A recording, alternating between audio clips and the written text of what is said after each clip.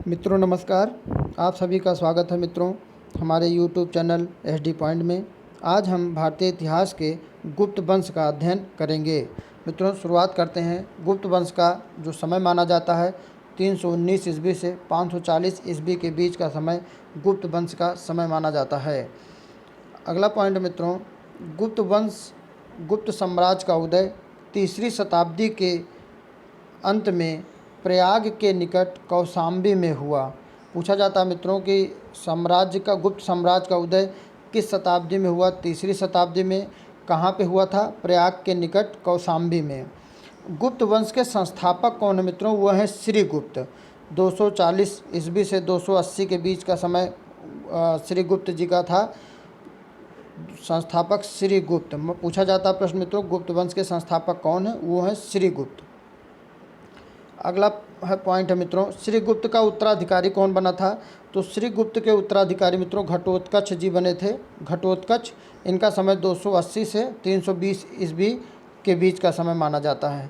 श्रीगुप्त का 280 ईस्वी के समापन के बाद घटोत्कच 280 ईस्वी में उत्तराधिकारी बने श्रीगुप्त के। अगला पॉइंट है मित्रों, गुप्त वंश के प्रथम महान सम्राट कौन हुए? तो चंद्रगुप्त प्रथम हुए। इनका समय माना जाता 320 ईस्वी में ये गद्दी पर बैठे थे। बहुत ही महत्वपूर्ण है मित्रों कि गुप्त वंश के प्रथम महान सम्राट कौन हुए? वह है चंद्रगुप्त प्रथम। किस ईस्वी में गद्दी पर बैठे? 320 ईस्वी में गद्दी पर बैठे। अगला पॉइंट मित्रों, चंद्रगुप्त प्रथम ने लिच्छवी राजकुमारी कुमार देवी से विवाह किया था। बहुत ही महत्वपूर्ण है मित्रों, कुमार देवी नाम था। कहाँ की राजकुमारी थी? लिच्छवी राजकुमारी से चंद्रगुप्त प्रथम ने अपना विवाह किया। चंद्रगुप्त प्रथम ने महाराजाधिराज की उपाधि धारण की। प्रश्न बनता है मित्रों कि महाराजाधिराज की उपाधि किसने धारण की? तो वह धारण की मित्रों चंद्रगुप्त प्रथम ने। अगला पॉइंट मित्रों, गुप्त वंश संवत की शुरुआत सर्वप्रथम किसने की? तो वह है मित्रों चंद्रगुप्त प्रथम ने गुप्त संवत 319 से 320 ईस्वी की शुरुआत चंद्रगुप्त प्रथम ने की। समय है मित्रों 319 से 320 से गुप्त संवत या संवत की शुरुआत किया था। चंद्रगुप्त प्रथम का उत्तराधिकारी कौन बना मित्रों? तो वह बने थे समुद्रगुप्त। बहुत ही महत्वपूर्ण मित्रों, समुद्रगुप्त चंद्रगुप्त प्रथम के उत्तराधिकारी बने। इनका समय था मित्रों 335 ईस्वी में ये राजगद्दी पर बैठे। अगला पॉइंट मित्रों, समुद्रगुप्त ने आर्यावर्त के 9 शासकों और दक्षिणावर्त के 12 शासकों को पराजित किया।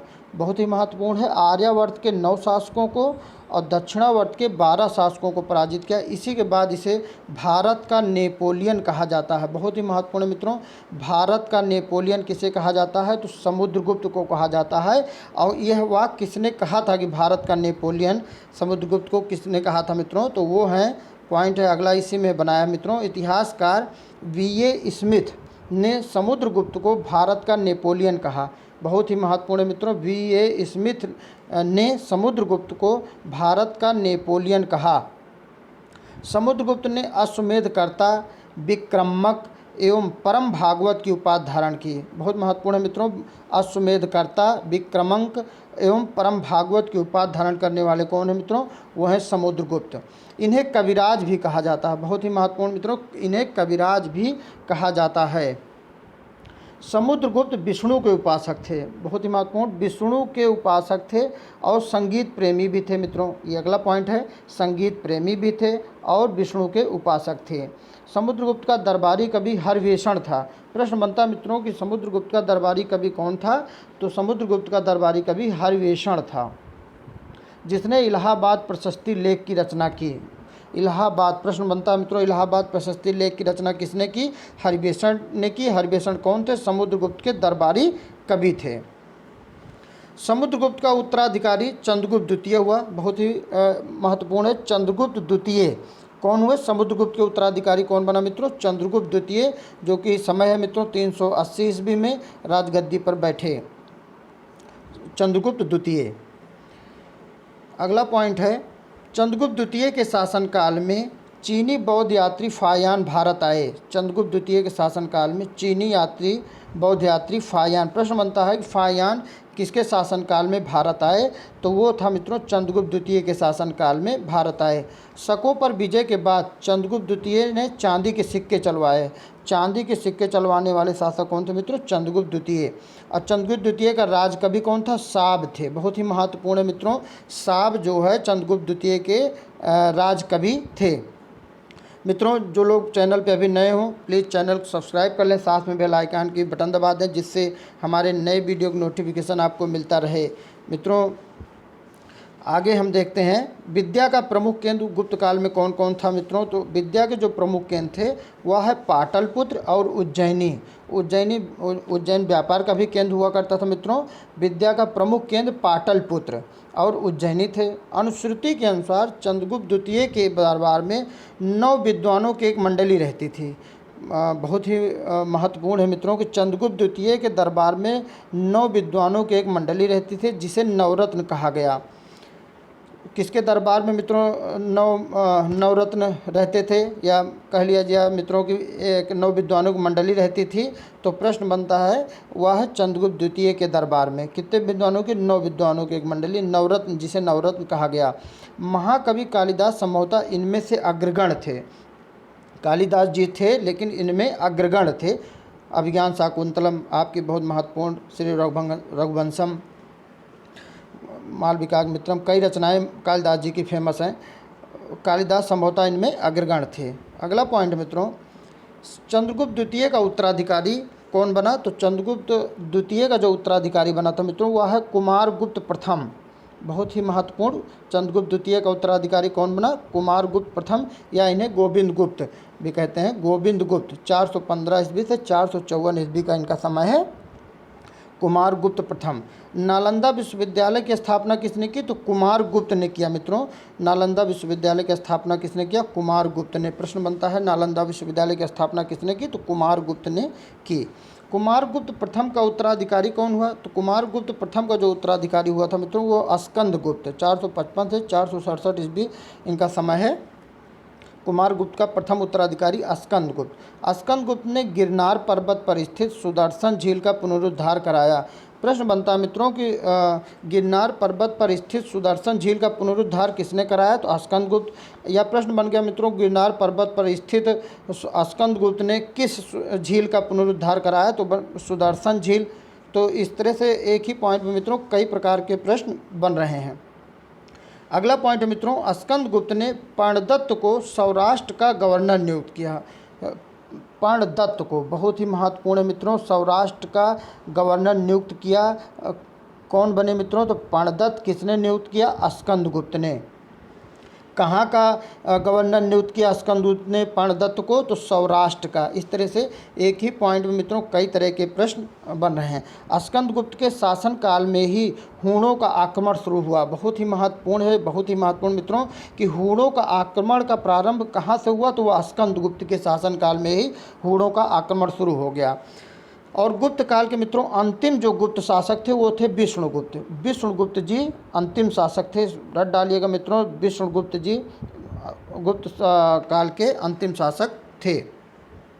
अगला पॉइंट मित्रों, गुप्त साम्राज्य की सबसे बड़ी प्रादेशिक इकाई, गुप्त साम्राज्य की सबसे बड़ी प्रादेशिक इकाई देश थी, जिसके शासक को गोपना कहा जाता था, तथा दूसरी प्रादेशिक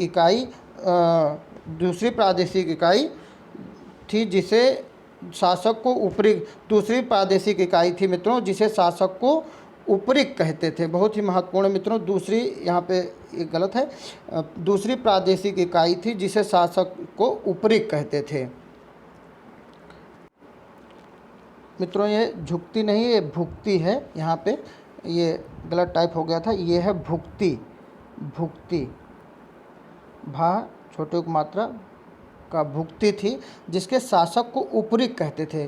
फिर से सुन लीजिए मित्रों कि सबसे बड़ी गुप्त साम्राज्य की इकाई, प्रादेशिक इकाई देश थी, जिसके शासक को गोपना कहते थे, तथा दूसरी प्रादेशिक इकाई भुक्ति थी जिसके शासक को उपरिक कहते थे। अगला पॉइंट मित्रों, ग्राम समूह की छोटी इकाई को पेठ कहा जाता था। ग्राम समूह की छोटी इकाई क्या कहा जाता था मित्रों? उसे पेठ कहा जाता था। अगला पॉइंट है मंदिर बनाने की कला का जन्म गुप्त काल में ही हुआ। त्रिमूर्ति की अवधारणा का विकास गुप्त काल में हुआ। प्रश्न बनता है कि त्रिमूर्ति की अवधारणा का विकास किस काल में हुआ, तो गुप्त काल में। मंदिर बनाने की कला का निर्माण गुप्त काल में। कृषि करने योग्य भूमि को मित्रों गुप्त काल में क्षेत्र कहा जाता है। इसको मैंने हाईलाइट कर दिया मित्रों, क्षेत्र कहा जाता था। वास करने योग्य भूमि को वास्तु कहते थे। पशुओं के चारा योग्य भूमि को चारागाह भूमि कहते थे। और ऐसी भूमि जो जंगली होती थी उसे आपराहत कहते थे। इस तरह से कई प्रश्न बनते हैं मित्रों कि कृषि का, इसको मिलान संबंधी बना देते हैं कि मिलान करिए कौन सी भूमि और किस तरह से प्रयोग की जाती थी। तो कृषि करने योग्य भूमि को क्षेत्र, और वास करने जहाँ निवास किया जाता तो उसे वास्तु, और पशुओं के चारा योग्य भूमि को चारागाह, और ऐसी भूमि जो जंगली होती थी उसे आपराहत कहते थे। अगला पॉइंट मित्रों, ऐसी भूमि जो जोतने योग्य नहीं होती थी उसे सिल कहते थे। सिल हाईलाइटेड है मित्रों, जोतने योग्य नहीं होती थी उसे सिल कहते थे। सिंचाई के लिए रहट या घंटी यंत्र का प्रयोग होता था। प्रश्न बनता है मित्रों, सिंचाई के लिए कौन से यंत्र का प्रयोग होता था, घंटी यंत्र या रहट का प्रयोग होता था। गुप्त काल में उज्जैन महत्वपूर्ण व्यापारिक केंद्र था। ऊपर भी मैंने मित्रों बताया है कि गुप्त काल में उज्जैन जो है महत्वपूर्ण व्यापारिक केंद्र था। सर्वाधिक स्वर्ण मुद्राएं गुप्त राजाओं ने जारी की। बहुत ही महत्वपूर्ण मित्रों कि सर्वाधिक स्वर्ण मुद्राएं किन राजाओं ने जारी की, तो वह है गुप्त राजाओं ने जारी की। इनकी स्वर्ण मुद्राओं के अभिलेख में इनकी स्वर्ण मुद्राओं को अभिलेखों में दिनार कहा गया। पूछा जाता है गुप्त काल की स्वर्ण मुद्राओं को क्या कहा जाता है, स्वर्ण मुद्राओं को दिनार कहा जाता है। कायस्थों का सर्वप्रथम वर्णन या याज्ञवल्क्य स्मृति में मिलता है। यहाँ पे या नहीं मित्रों, तो कायस्थों का सर्वप्रथम वर्णन याज्ञवल्क्य स्मृति में मिलता है। जाति के रूप में कायस्थों का सर्वप्रथम वर्णन ओसनम स्मृति में मिलता है। अगर जात के रूप में देखा जाए मित्रों, कायस्थ का सर्वप्रथम वर्णन किस स्मृति में, ओसनम स्मृति में मिलता है। अगला पॉइंट है अजंता कलाकृतियाँ गुप्त काल से संबंधित हैं। अजंता कलाकृतियाँ किस काल से संबंधित मित्रों, अजंता में जहाँ गुफाएं मित्रों गुप्त काल से संबंधित हैं। संस्कृत गुप्त राजाओं की शासकीय भाषा थी, मतलब उस समय की भाषा मित्रों संस्कृत थी। गुप्त काल में वेश्यावृत्ति करने वाली महिलाओं को गणिका कहा जाता था। कई बार पूछ लिया जाता मित्रों कि वेश्यावृत्ति करने वाली गुप्त काल की महिलाओं को क्या कहा जाता था, गणिका कहा जाता था। सांस्कृतिक उपलब्धियों के कारण गुप्त काल को भारतीय इतिहास का स्वर्ण युग कहा जाता है। बहुत ही महत्वपूर्ण है मित्रों कि किस युग को या किस काल को भारतीय इतिहास का स्वर्ण युग कहा जाता है, तो वह है मित्रों गुप्त काल। बहुत ही महत्वपूर्ण है मित्रों, गुप्त काल को भारतीय इतिहास का स्वर्ण युग कहा जाता है। किस वजह से मित्रों, क्योंकि कई प्रकार की रचनाएं, बहुत संस्कृत के विद्वान और गणित से लेकर के साहित्य, उसके बाद चिकित्सा, कई क्षेत्रों में नवरत्न गुप्त काल में नवरत्नों के रूप में कभी भी हुआ करते थे। तो इसलिए सांस्कृतिक उपलब्धियों के कारण ही गुप्त काल को स्वर्ण युग कहा जाता है। अगला पॉइंट मित्रों, गुप्त काल के प्रसिद्ध मंदिर और स्थान कौन कौन से थे। कई बार प्रश्न पूछ लिया जाता है मित्रों, प्रसिद्ध मंदिर और स्थान। तो विष्णु मंदिर तिगवा में है मित्रों, तिगवा जबलपुर में है, मध्य प्रदेश, जो कि है तिगवा जबलपुर मध्य प्रदेश। फिर है शिव मंदिर, ये भूमरा में है मित्रों, भूमरा नागौदा मध्य प्रदेश में है।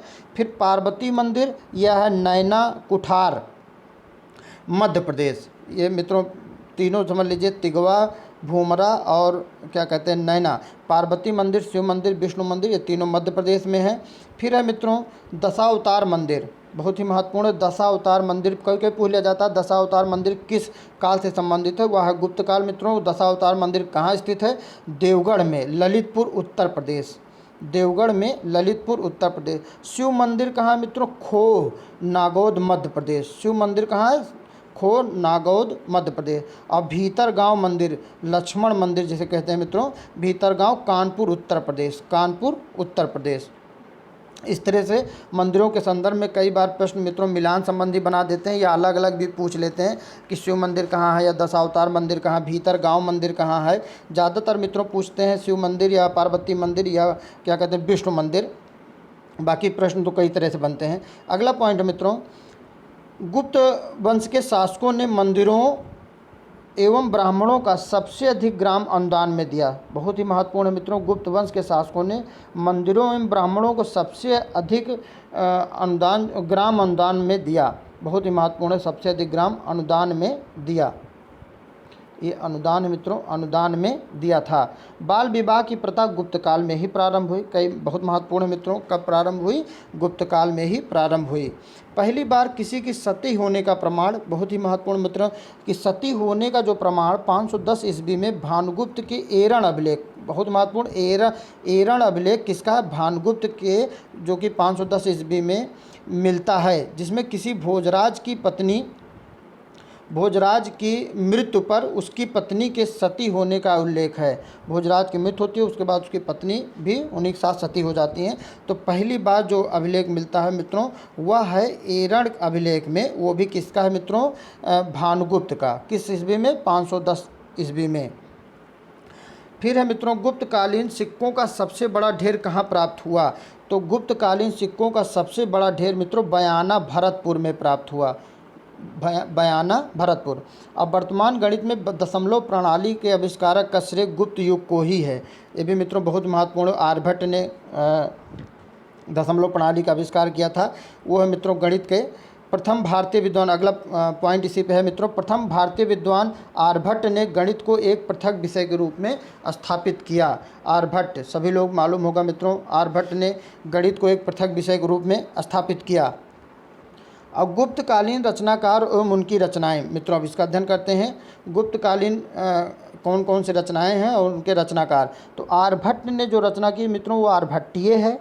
धन्वंतरी ने जो रचना की उसे नवनीतकम कहते हैं। बहुत ही महत्वपूर्ण, कई बार पूछा जाता है मित्रों, नवनीतकम रचना किसकी है? तो वह धन्वंतरी के, चिकित्सा से संबंधित है। और ब्रह्मगुप्त ने कौन सी रचना की? तो वह मित्रों ब्रह्म सिद्धांत की रचना। ये सब गुप्त काल की रचनाएं मित्रों। आर्यभट्ट ने आर्यभट्टीय, धन्वंतरी ने नवनीतकम, ब्रह्मगुप्त ने ब्रह्म सिद्धांत, और मित्रों अगला है वराहमिहिर ने पंच सिद्धांतक की रचना किसने की? वराहमिहिर ने। अगला पॉइंट मित्रों, गुप्त राजा जिसने विक्रमादित्य की पदवी ग्रहण की थी चंद्रगुप्त द्वितीय थे। बहुत ही महत्वपूर्ण मित्रों, विक्रमादित्य की पदवी ग्रहण करने वाले गुप्त राजा कौन थे? वो है चंद्रगुप्त द्वितीय। अगला पॉइंट है चंद्रगुप्त द्वितीय। प्राचीन भारत में गुप्त काल से संबंधित गुफा चित्रांकन के केवल 2 उदाहरण हैं। पहला मित्रों है एक अजंता गुफाएं, दूसरा है बाघ गुफाएं। 2 महत्वपूर्ण मित्रों, प्राचीन भारत में गुप्त काल से संबंधित गुफा चित्रांकन के केवल 2 उदाहरण उपलब्ध हैं। एक अजंता गुफाएं, दूसरा है बाघ गुफाएं। तो मित्रों ये रहा हमारा, क्या कहते हैं मित्रों, गुप्त वंश के महत्वपूर्ण तथ्य, जो कि बहुत ही महत्वपूर्ण है मित्रों। मैंने तथ्यों को पॉइंट वाइज इसलिए एक्सप्लेन किया मित्रों कि इससे कई प्रकार के प्रश्न बनते हैं। अगर प्रश्न बनाया जाता मित्रों तो पॉइंट टू पॉइंट से प्रश्न होते हैं, लेकिन अगर तथ्यों को दिया जाता है, उसकी व्याख्या की जाती है, तो मित्रों किस तरह से प्रश्न बन सकते हैं उसकी भी व्याख्या इसी के साथ हो जाती है। तो मित्रों वीडियो को देखने के लिए आप सबको बहुत बहुत धन्यवाद। चैनल को प्लीज़ सब्सक्राइब कर दीजिएगा, लाइक कर दीजिएगा, कमेंट्स एंड शेयर कर दीजिएगा। बहुत बहुत धन्यवाद मित्रों।